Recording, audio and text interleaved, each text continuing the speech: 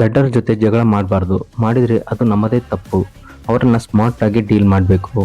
ಈ ಸ್ಟೋರಿ ಅದನ್ನು ಪ್ರೂವ್ ಮಾಡುತ್ತೆ. ಒಬ್ಬ ಬಿಸ್ನೆಸ್ ಮ್ಯಾನ್ ಒಂದು ಸಲ ಆನ್ಲೈನ್ಲಿ ಒಂದು ರೆಸ್ಟೋರೆಂಟ್ನಿಂದ ಚಿಕನ್ ನೂಡಲ್ಸ್ ಆರ್ಡರ್ ಮಾಡ್ತಾನೆ. ಆರ್ಡರ್ ಬಂದ ಮೇಲೆ ನೂಡಲ್ಸ್ ಓಪನ್ ಮಾಡಿ ನೋಡಿದರೆ ಒಳಗಡೆ ಜಸ್ಟ್ ಒಂದೇ ಚಿಕನ್ ಪೀಸ್ ಮಾತ್ರ ಇರುತ್ತೆ. ಆವಾಗ ಅವನು ರೆಸ್ಟೋರೆಂಟ್ಗೆ ಕಾಲ್ ಮಾಡಿ ಕೋಪದಿಂದ ಕೇಳ್ತಾನೆ, ಬ್ರೋ ಇದೇನು ಡ್ರಾಮಾನ? ಚಿಕನ್ ನೂಡಲ್ಸ್ ರೀ, ಒಂದೇ ಪೀಸ್ ಮಾತ್ರ ಇದೆ.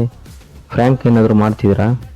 ರೆಸ್ಟೋರೆಂಟ್ ಓನರ್ ಕಾಮ್ ಆಗಿ ರಿಪ್ಲೈ ಮಾಡ್ತಾನೆ, ಸರ್ ನೀವು ಆರ್ಡರ್ ಮಾಡಿದ್ದು ಚಿಕನ್ ನೂಡಲ್ಸ್, ಅದರಲ್ಲಿ ಚಿಕನ್ ಇದೆ ಅಲ್ವಾ?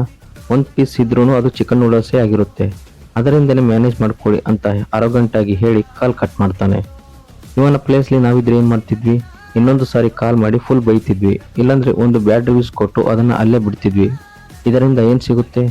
ಬಟ್ ಈ ಬಿಸ್ನೆಸ್ ಮ್ಯಾನ್ ಏನು ಮಾಡಿದ ಅಂದರೆ, ನಿಯರ್ ಬೈ ಸ್ಟೋರ್ಗೆ ಹೋಗಿ ಮೀಟ್ ತೊಗೊಂಡು ಬಂದು ಎಕ್ಸಾಕ್ಟ್ ಆ ರೆಸ್ಟೋರೆಂಟ್ ಥರನೇ ಕುಕ್ ಮಾಡಿ ಆ ನೂಡಲ್ಸ್ಲಿ ಆ್ಯಡ್ ಮಾಡಿ ಫೋಟೋ ತೆಗೆದು ರೆಸ್ಟೋರೆಂಟ್ ರಿವ್ಯೂಸಲ್ಲಿ ಪೋಸ್ಟ್ ಮಾಡ್ತಾನೆ.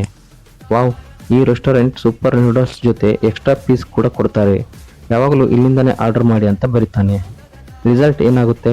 ಆ ರೆಸ್ಟೋರೆಂಟ್ಗೆ ತುಂಬ ಆರ್ಡರ್ ಬರುತ್ತೆ, ಮತ್ತೆ ಓನರ್ ಅವರಿಗೂ ಕಡಿಮೆ ಚಿಕನ್ ಪೀಸ್ ಕೊಡ್ತಾನೆ.